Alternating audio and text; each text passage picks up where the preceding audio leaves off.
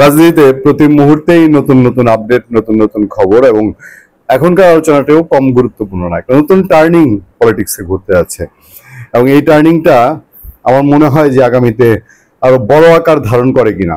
BNP BNP কি কি নতুন খবর, আমি সেই খবরটা আপনাদেরকে জানাবো, যে প্যাচটা কোথায় লাগছে এবং বিএনপি কি অলরেডি বাটে পড়ে গেছেন কিনা। অনেকদিন ধরেই মানুষ বলতো না, কেউ কেউ সোশ্যাল মিডিয়ায় ফান করতো, লন্ডন মিটিং এ বিএনপির হাতে কি মোলা ধরিয়ে দেওয়া হয়েছে কিনা, এরকম নানা আলোচনা হয়েছে না, নানান কিছু হয়েছে না, বিএনপি ধরা খাচ্ছে কিনা, বিএনপি সব বুঝেও না বোঝার মতো করে চলতে গিয়ে ওই যে শুধু ইলেকশনটা দেন, বাই ইলেকশনটা দেন, এই করতে গিয়ে সিচুয়েশন কি একটু ঘোলাটে হয়ে গেছে কিনা।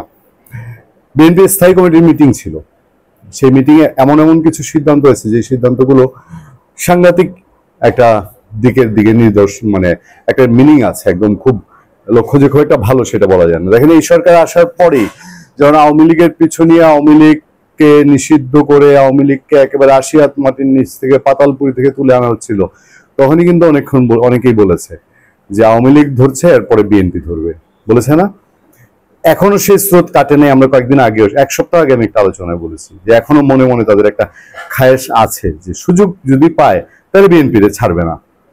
অনেক অনেক ঘটনা ঘটেছে এক বছরে, আমি এগুলো চর্বিত চর্বণ করতে চাই না এবং আপনাদেরকে সেসব পুরোনো জিনিস কচলায় সময় নষ্ট করতে চাই না। রিসেন্টলি বিএনপি স্থায়ী কমিটির মিটিং যেটা হয়েছে, সবশেষ যে মিটিংটা গত একদিন আগে, সেই মিটিং এ বিএনপি কিছু সিদ্ধান্ত নিয়েছে এবং বেশ কিছু বিষয় আলাপ হয়েছে। বিএনপি ভারপ্রাপ্ত চেয়ারম্যান তারেক রহমানের নেতৃত্বে ভার্চুয়ালি যোগ দিয়েছিলেন তিনি, এবং বিএনপি স্থায়ী কমিটির প্রায় সব সদস্য ছিলেন। কি সেই ঘটনা? বিএনপি মনে করছে, এবং স্পেসিফিকলি তাদের হাতে ডকুমেন্ট আছে, ডকুমেন্ট নিয়ে বসে আছে, যে প্রশাসনে অনেক গুরুত্বপূর্ণ জায়গায় জামাত এমন ভাবে দখল করে নিয়েছে যে আগামী নির্বাচন বিএনপির বৈতরণী পার করার জন্য আসলে সহজ হবে না। এটা বিএনপি ভাবতে শুরু করেছে। বিএনপি বলছে, বিএনপি স্থায়ী কমিটির সদস্যরা অফ দ্য রেকর্ড বলছেন সাংবাদিকদেরকে যে বেশ কয়েকজন ওসি, ইউনো, ডিসি, এসপি তারা সরাসরি জামাতের মানুষ। এবং খুব ইন্টারেস্টিং, খুব সাংঘাতিক একটা বিষয়, যে নির্বাচন কমিশন যে রিটার্নিং কর্মকর্তার লিস্ট তৈরি করছে, সেই লিস্টে ইসলামী ব্যাংকের 400 কর্মকর্তা সেই লিস্টে আছে। ইসলামী ব্যাংকের কর্মকর্তা মানে ইসলামী ব্যাংকের চাকরি হয় যারা ইসলামী ছাত্র শিবির করে। এর আগে একটা ক্যাটাগরি থেকে চিটাগাং কোটায় যখন সালাম মালিকানা ছিল, তখন চিটাগাং কোটায় অনেকের চাকরি হয়েছে। বাট ইসলামী ছাত্র শিবির আগেও ঢুকেছে, জামাতে ইসলামী আগেও ঢুকেছে, এবং এখনো আপনি শিবির না হলে, জামাতে ইসলামী না হলে আপনাকে ইসলামী ব্যাংকে চাকরি দিবে কিনা এ নিয়ে বহু, এটা ওপেন সিক্রেট, মানুষ জানে। সেই ইসলামী ব্যাংকের 400 কর্মকর্তাকে রিটার্নিং অফিসার করা হবে। এইটা বিএনপির প্রচন্ড একটা মাথা ব্যথা হয়ে গেছে, বিএনপির টেনশন যে এই যারা এসব করছে এগুলা নির্বাচন কমিশন সংশ্লিষ্ট এবং প্রধান উপদেষ্টা সংশ্লিষ্ট।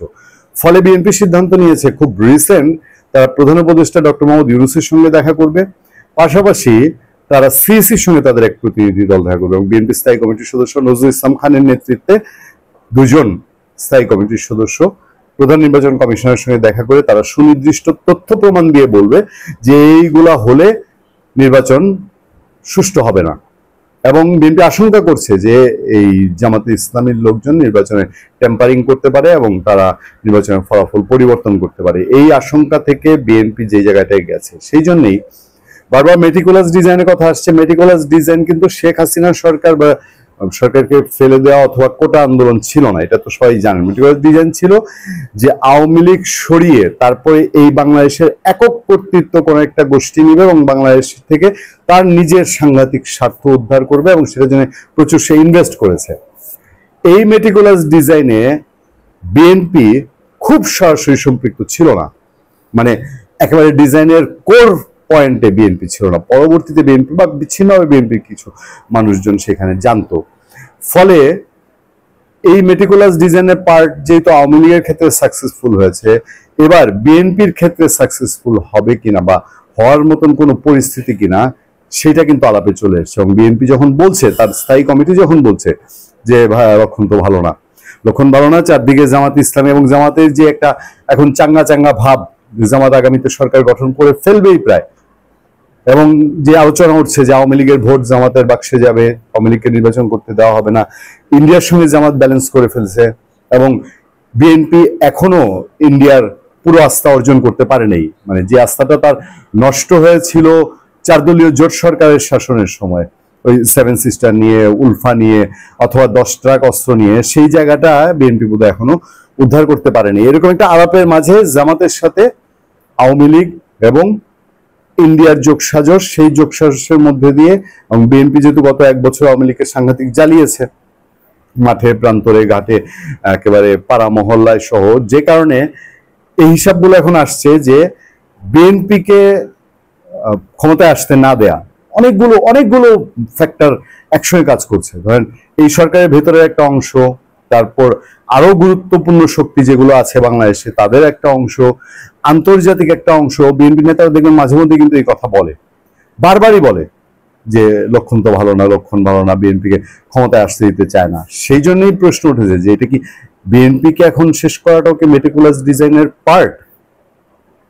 ভালো থাকবেন, সুস্থ থাকবেন। আপনাদের সাথে আমি আতিক রহমান পূর্ণিয়া। শুধু এইটুকু বলি, বিএনপি ধ্বংস ইস্যু না, বাংলাদেশকে বিরাজনীতিকরণের যে আওয়াজ, বিরাজনীতিকরণের যে চেষ্টা, সেই আওয়াজও যেন আস্তে আস্তে কিছুটা ক্লিয়ার হয়ে আসছে।